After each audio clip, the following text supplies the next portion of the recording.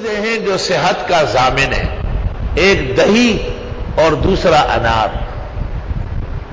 پھلوں میں انار اور دیگر خوراک میں دہی جیسے خوراک نہیں ہے۔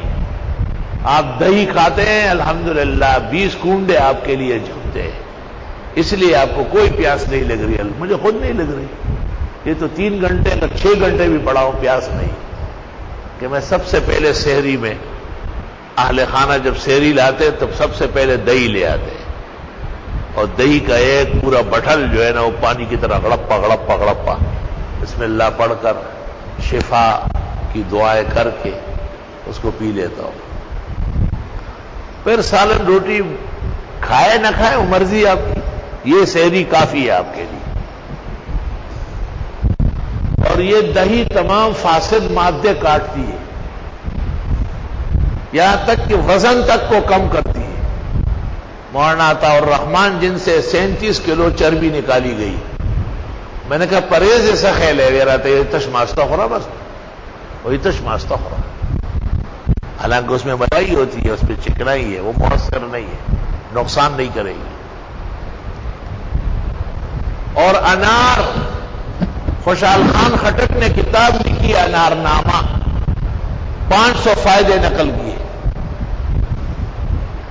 آخر میں لکھتے ہیں مجھے تعجب ہے کہ جب اللہ نے انار پیدا کیے اور دنیا میں انار ملتے ہیں پھر لوگ مرتے کیسے ہیں؟ اس میں تو موت کا بھی علاج ہے۔ پھر لکھتے ہیں وَأَمْرُ اللَّهِ مَفْعُولًا، اللہ کا فیصلہ نہیں بدلتا، اس کو کوئی چیز نہیں روک سکتی، اگر کوئی روکتی تو وہ انار ہوتا۔ دا تراوی دخوگون لا بہتر دی، دا تراوی دخوگون لا بہتر دی، اور یہ کٹے انار میٹھے سے زیادہ بہتر ہے۔ میٹھے میں تو شوگر ہائی ہوگی، کٹے میں ڈاؤن ہوگی۔ دا تراوی دخوگون لا بہتر دی۔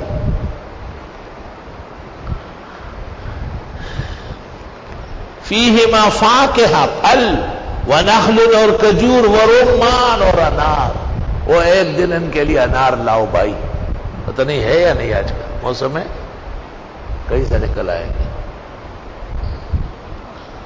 اور ایک طالب علم کو میں نے کہا اب وہ جہانگیر میں بہت بڑا پرنے خان بنا ہوا ہے، میں نے کہا لار شلک انار دانہ رانا کباب جوڑا گور کے، انار دانہ لے آؤ کباب بنتے ہیں۔ کتنا عقل مند طالب تھا، 3 انار لے آیا۔